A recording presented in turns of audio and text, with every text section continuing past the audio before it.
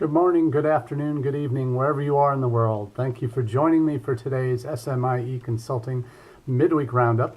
My name is Marty Bennett, your host, and today we'll be covering three topics in international education news that crossed our feeds in the last few days, and bringing you our perspective on how this may impact what we do in international education here in the United States. Now, for those unfamiliar with Education USA, and with what I've been doing since I left Education USA, I set up my own consulting business to help universities and organizations get a better sense of what's happening in international education and how they might be able to adapt what they do to help improve their international education strategies in terms of student enrollment and such. So we set out a few years ago, 5 years ago now, to with SMIE Consulting to begin helping institutions and organizations improve what they do through our analysis and years of experience in the field.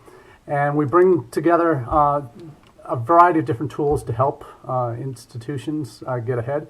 This midweek roundup is certainly one of those. I started this last summer to help give current takes on what's going on in international education and how institutions might be able to respond accordingly. What we do today through this midweek roundup is cover three topics each week. We also have these videos archived on our Facebook page as well as available for playback on our YouTube channel for SMIE Consulting. And for those who prefer listening to podcasts rather than watching me for half an hour, I certainly understand that, and we do podcast this on all major platforms from iTunes, Google Play, Stitcher, Spotify, and Podbean. So please look us up there if you're not already. For purposes of this midweek roundup, we take each of the stories that we cover here from our newsletter that comes out on Monday mornings each week, and that is the SMIE Consulting e-news, and we call it All the SMIE News Fit to Share. Now, SMIE, if you're wondering, is social media and international education consulting, my two areas of expertise. And what we do each week through the newsletter on Monday mornings, we send out both international ed and social media news stories that are of particular interest. And then we follow up on three of those more in depth on the Wednesday edition of the Midweek Roundup that you're watching now. And what we're going to do today is cover three main topics. For those of you who are wanting to get a hold of this, we have an archive available on our education on the SMIE Consulting website, smieconsulting.org, and the variety of services that we do offer, as well as free resources to institutions, are available there. And then we also, again, as I mentioned earlier, we make this available in podcast version for those who would like this as a later resource who can't watch it live. Now, when we talk about the first topic today, the University of Farmington, this is one that we've covered obviously since it broke in January. Has been a major story that a lot of folks in international education are concerned about.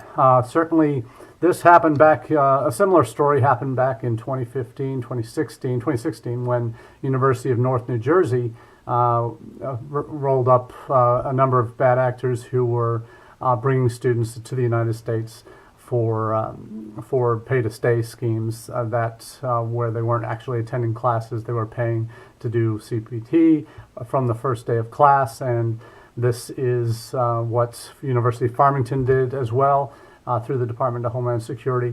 And we know that both in the North New Jersey case as well as with the Farmington case, the greater majority of students that were rolled up in this scheme that were lured into these institutions were of Indian origin, and as were a number of the bad actors who were recruiting them to come to these institutions. So those seem to be the target in the first campaign with the University of North New Jersey, but with the bad actors that were doing the initial organizing, and those were the initial people reported with this Farmington case.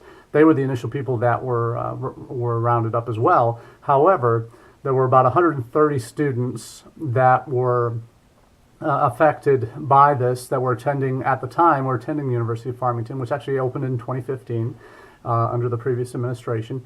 So, as was North New Jersey. But the focus of the news media was certainly on how these 129 of the 130 or so that were students affected were of Indian origin. And the news story I've just posted the link to in the comments section on the Facebook page is actually something that's come out again 2 to 3 months after the story broke. It was actually authorities at the Indian Embassy have said that students from India are advised to exercise their due diligence before seeking admission into American universities. And this certainly is something that I think is endemic in India, unfortunately, because there's so many talented students there that are seeking better opportunities for themselves and their families. Unfortunately, there are a proportion that are looking for the quickest, easiest way to get there, to work, and to stay. And they have fallen afoul of these two sting operations in the last 3 years. And that's had an impact, a chilling impact, some would say, in some circles of Indian students coming to the United States. Certainly, the academically qualified students can attend normally any U.S. college and university that they're admitted to. But here, the alarm bells clearly indicate that the students that fell into these two traps, they weren't hearing those alarm bells going off because they were being advised improperly by either bad actors who were just getting their fees from the students as they placed them at scam universities or sham universities like Farmington in North New Jersey, or they were just ignoring those alarm bells.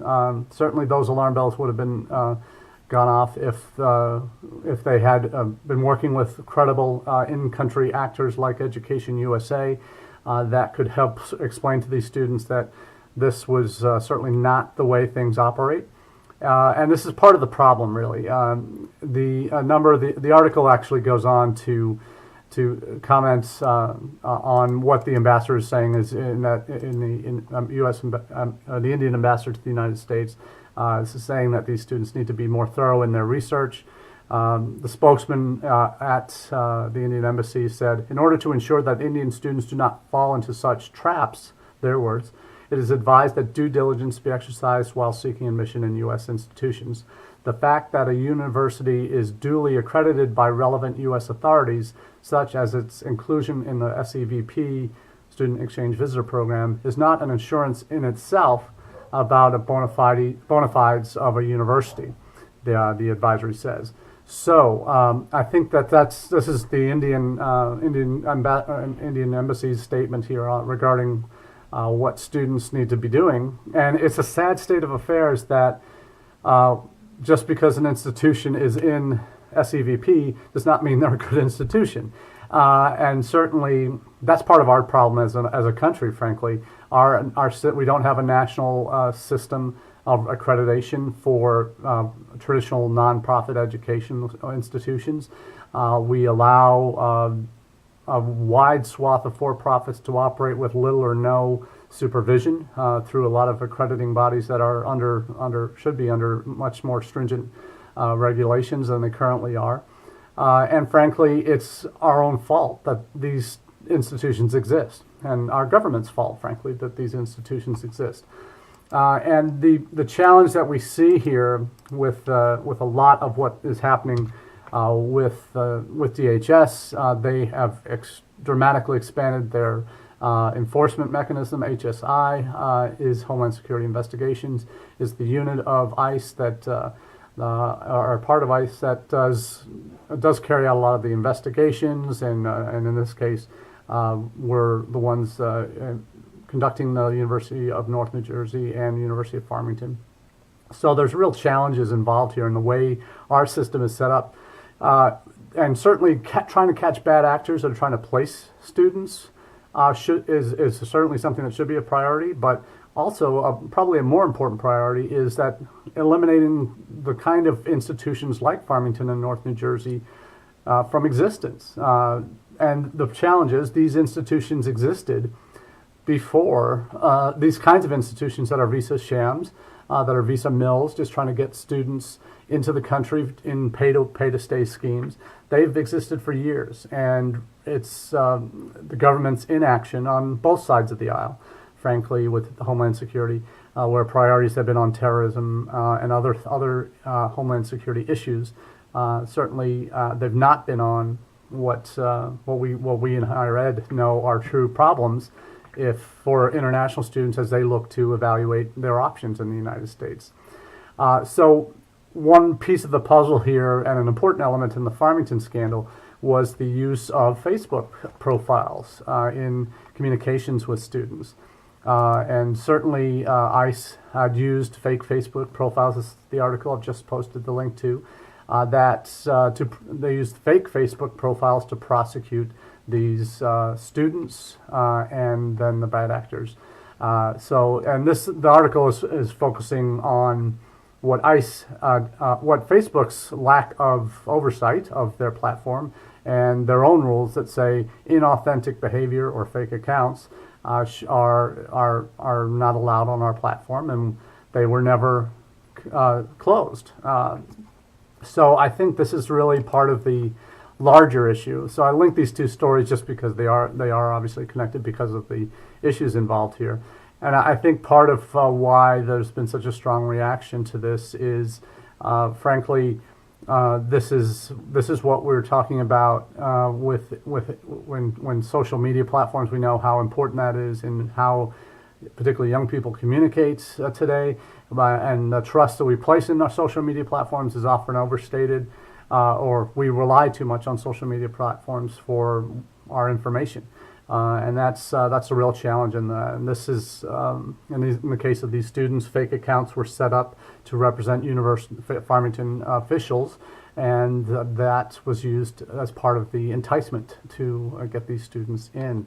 So certainly something that we want to keep our eye on as this develops, and how we look at things like Farmington and the role of Homeland Security in these kinds of sting operations to trap students and certainly the bad actors. I certainly understand, but for too long the students have been the scapegoats, and it's sad that it comes to that. What we'll do now is shift gears a bit to the other not elephant in the room, but certainly the other major, the number one player on the world stage, not just in the United States when it comes to international students coming to our country, but also to many other countries around the world, is China. And I want to really give a proper shout out to the folks at WES with their World Education News and Reviews. They've put together a really fantastic report on China and how China shapes global mobility trends.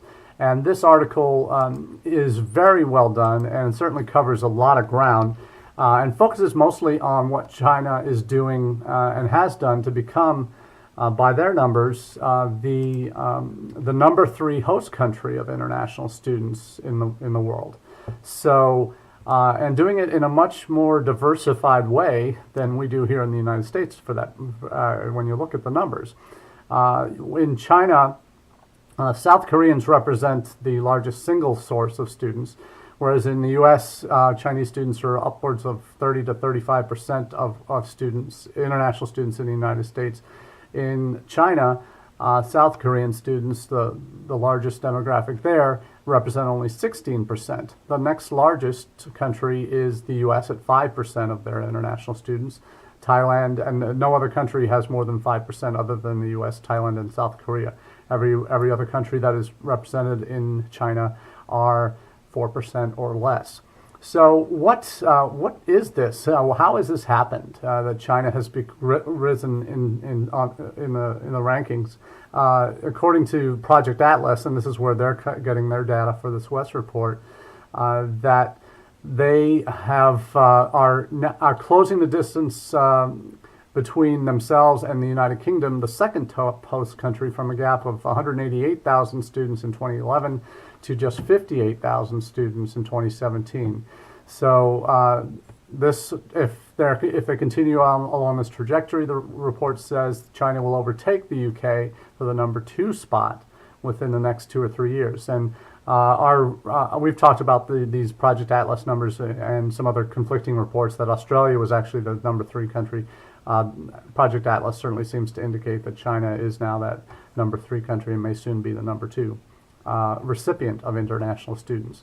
How has China developed this? Certainly we all know about the students that they send abroad.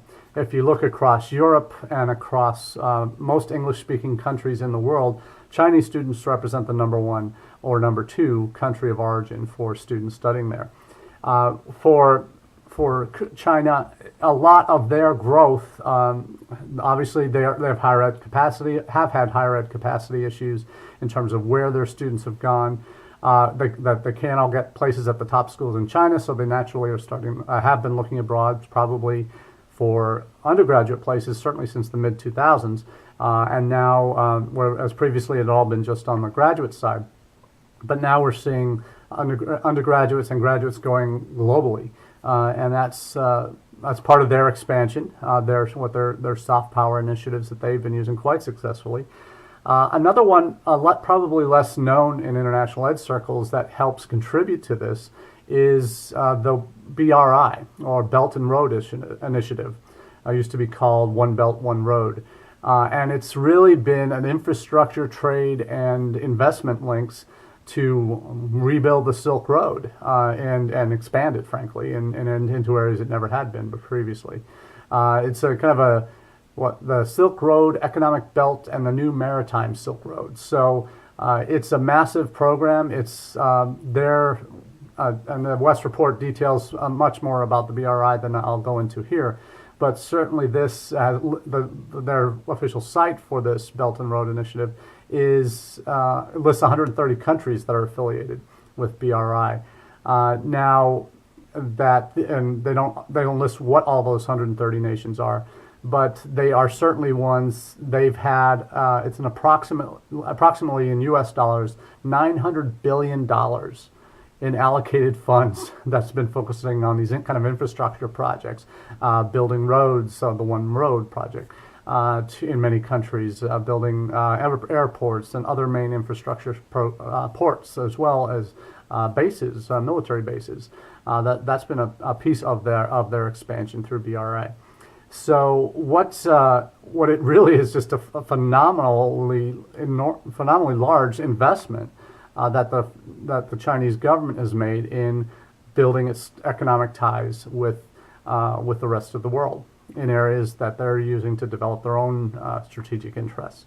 So that's helped a lot of countries that have been direct recipients of this Chinese aid have now been turning their sights, maybe not as much towards the United States as they maybe once were. And a great example of this is in Kenya. And with the recent visit by the Kenyan ambassador to the United States, not a visit, but a recent talk by the Kenyan ambassador, where he actually challenges the United States to match Chinese investment and promote people-to-people exchanges.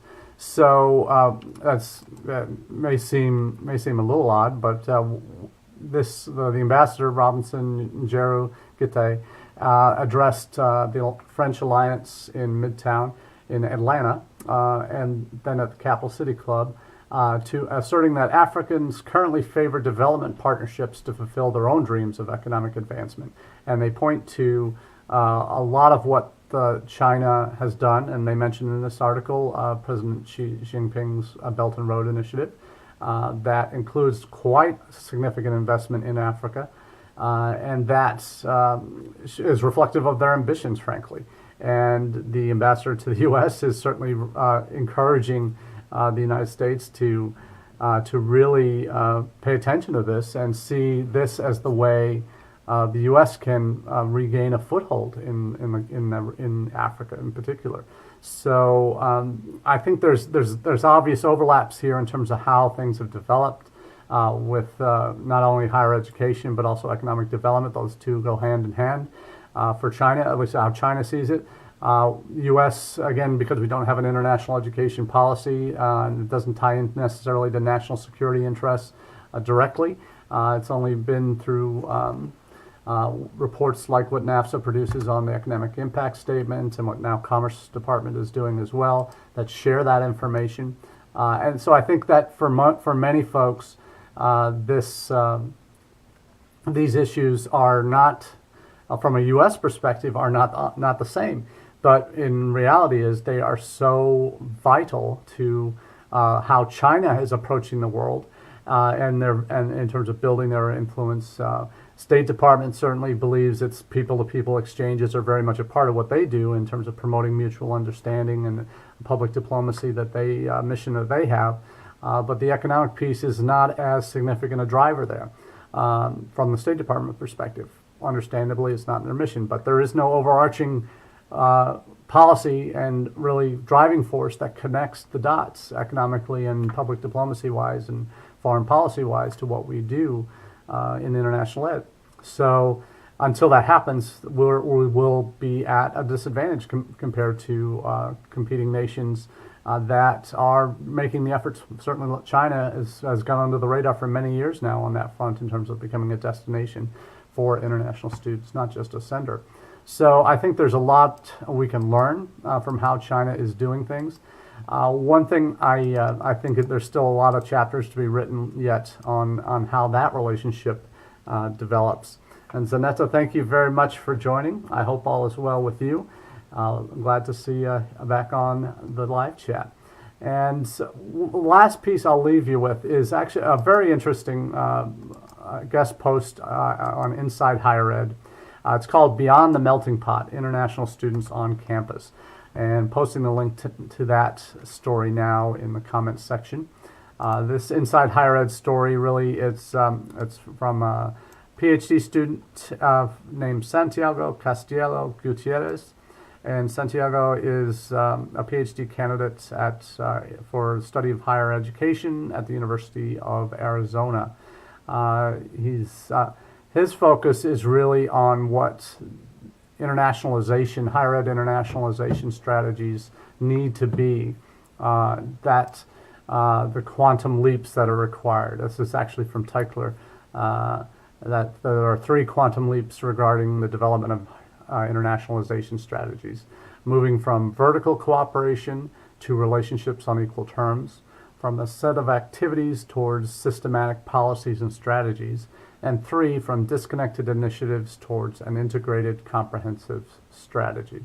And I think that's the first parts of each of those are certainly where I think the lion's share of U.S. institutions find themselves when they talk about internationalization. It's usually talked about in, well, we have so many countries represented here, and we send students to so many countries. There's really not a comprehensiveness to what they do in internationalization or how they talk about it. So this student's perspective is really one that I think is great food for thought, and I encourage all of my colleagues to read this, is that an internationalization strategy will not be complete if it does not invest the same effort expended on attracting international students towards developing competencies needed to cultivate intercultural and multicultural communities. So internationalization at home, and this is again from the article, and internationalization of the curriculum help create awareness not only among students but also among faculty and staff so that they'll value international students for more than economic or academic contributions. And he finishes with, our diverse identities can help steer the campus climate from a place that is open to learning from international students instead of one that is just teaching us. And it's really, this obviously is from an international student perspective, and that's where his focus is. But I think the points are really well taken in terms of where U.S. institutions are really falling flat in their internationalizing efforts, in terms of how they talk about it, how integrated it is, and how comprehensive what they do is in relation to all parts of what internationalization means, from inbound and outbound students to faculty to curriculum to a variety of other pieces of the puzzle that don't get talked about enough as part of the same concern. And I think that's really something that I think the more U.S. institutions can do to integrate what they do on all things international, not just inbound students, or just study abroad, really is what will make the U.S. a much more attractive, and institutions much more attractive and efficient in how they do what they do internationally. So that's what I have for you today in terms of content for the midweek roundup. What I would encourage you to do is, if you haven't seen these recent midweek roundups, the archive of these is available on our Facebook page in the video section, but also on our YouTube channel. The playlist for midweek roundups is there. But to certainly check out the podcasts if you still would like to or prefer to listen rather than watch me. I certainly appreciate that. But really, I'm encouraged today to really see what you want to have covered during these roundups. Again, I'm finding these news stories each week and sharing them here, but I know that there are others out there that may be more of interest to you. And I certainly want to make sure I respect what your interests are as well as we go through this journey together. One last thing I'll leave you with is our website for smieconsulting.org. Please check out the resources there. As I mentioned, there are a variety of free resources for universities and colleagues who are looking to gain that extra competitive advantage, as well as services that we can provide to your institutions in terms of social media strategies, website audits for international content, as well as long-term strategic planning, as well as recruitment and placement initiatives. So happy to consult with any of you on that front and field your questions as we go along. But thanks for joining me this week, and we look forward to catching up with you again soon at a conference near you. Cheers.